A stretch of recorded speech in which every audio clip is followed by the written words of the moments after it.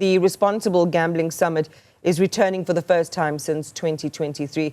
It aims to tackle rising online betting, which I've just mentioned, the gaps in regulation and the heavy toll of irresponsible gambling on South Africa's family.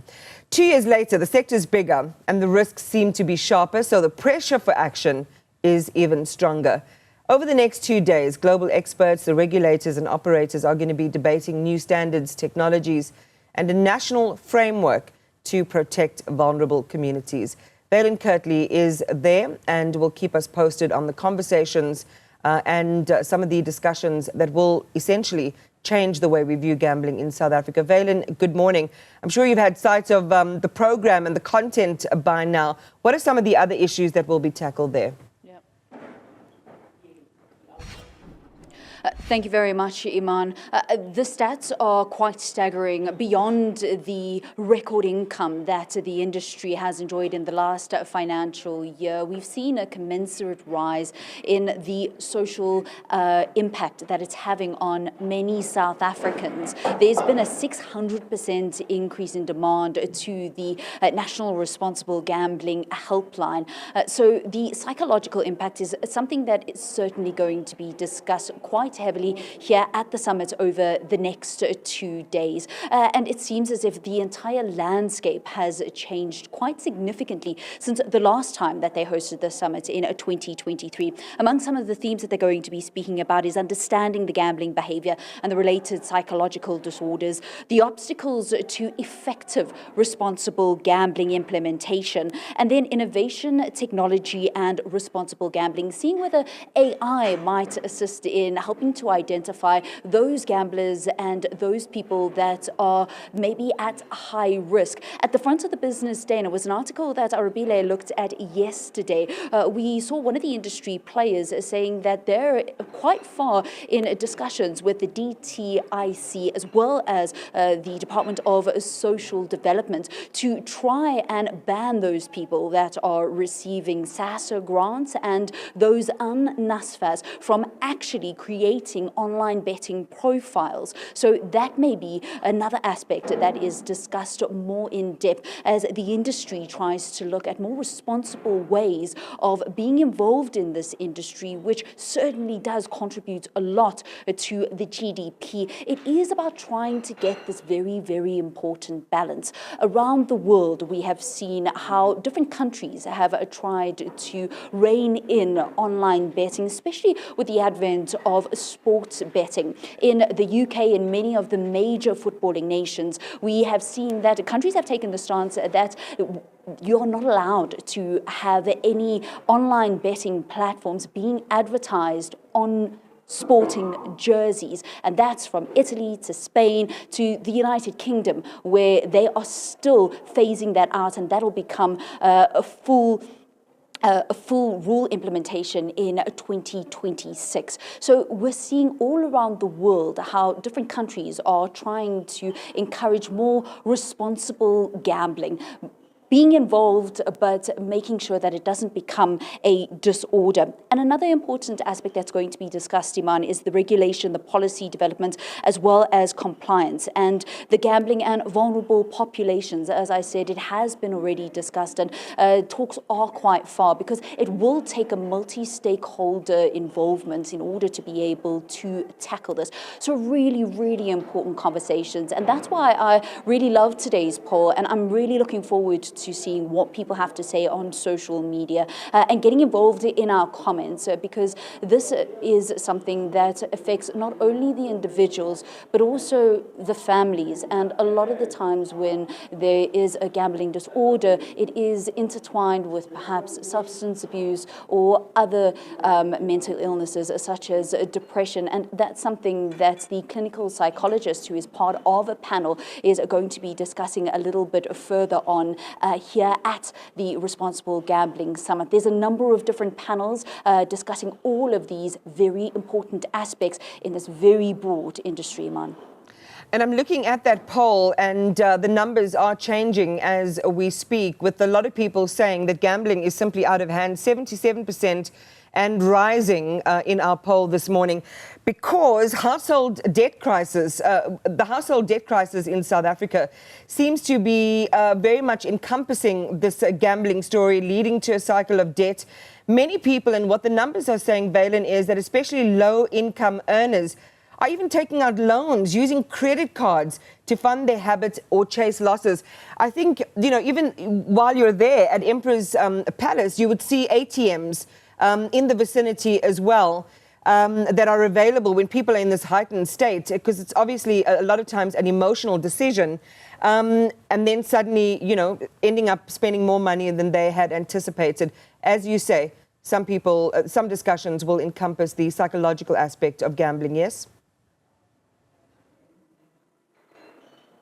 It certainly will. Thank you very much, Iman. And when you speak about those vulnerable groups, not only those that get grants through NSFAS or on SASSA, but that key group between 18 and 35 years old. And you'll know when you look at our unemployment statistics that this is a group of people that are experiencing 40% unemployment in our country. So if they're the bulk of the people that are growing in online betting, what is that saying about the state of where that money is actually going? Joining me now is the Executive Director of the Responsible Gambling Foundation, Sibongile Simelane-Quntana. Thank you so much for chatting to the AM Report. You've been involved in advocacy for a number of years.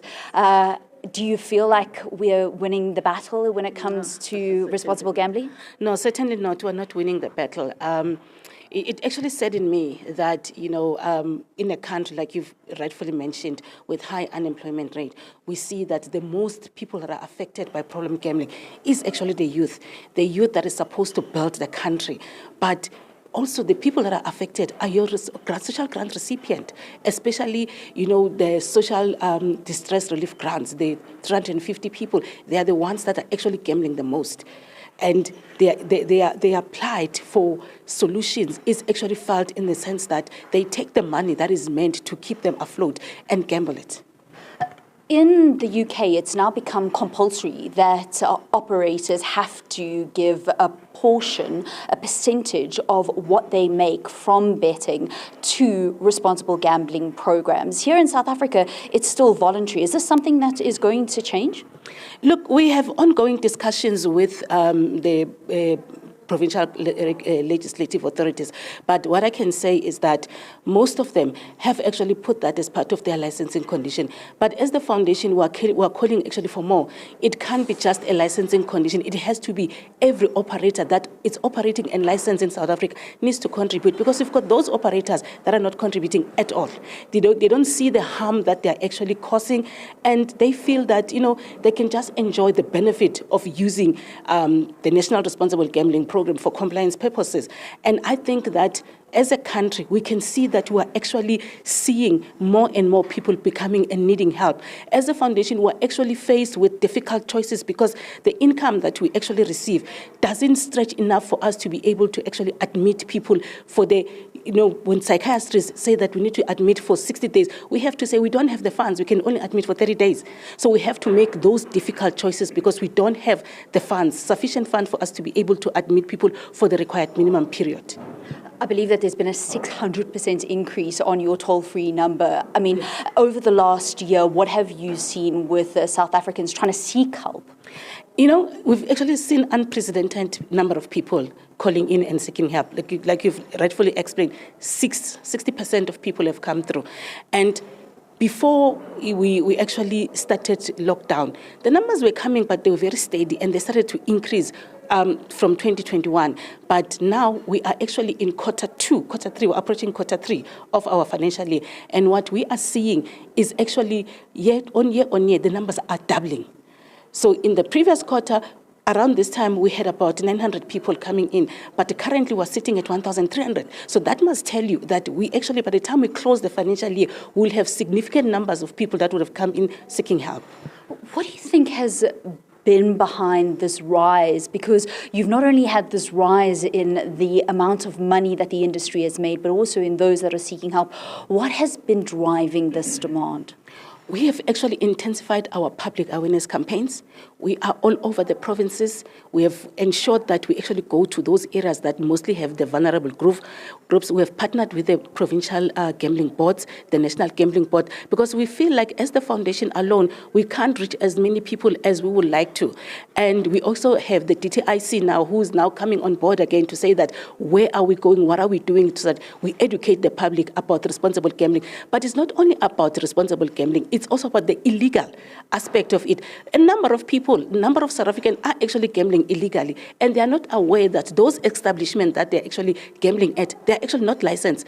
Therefore, it means that the little money that they are making, they're actually giving it to people that do not return it back to the economy. Our poll question that we're asking, every morning we ask a poll on the AM report. The poll question this morning is, are gambling regulations strict enough to protect South Africans? The options are 3. Yes, they're adequate. No, they must be tougher. And 3, gambling is out of control. How would you contribute to this poll? They are not adequate. You know, they are not adequate, especially when we see the number of advertisements that are actually happening in the country. We actually need tighter regulations around advertisement. It's happening throughout the day. We need to ensure, like you quoted UK.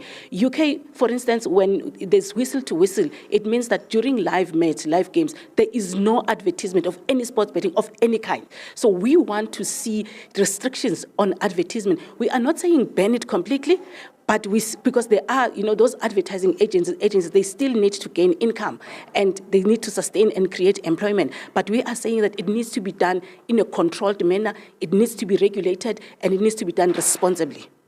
So 79% of South Africans who have contributed to our poll already this morning just say that gambling is out of control. This is obviously a message that you are hearing and seeing every single day. Definitely. Yes. I mean, people feel like that. I mean, if you open your radio, there's sports. You open your TV, it's sports.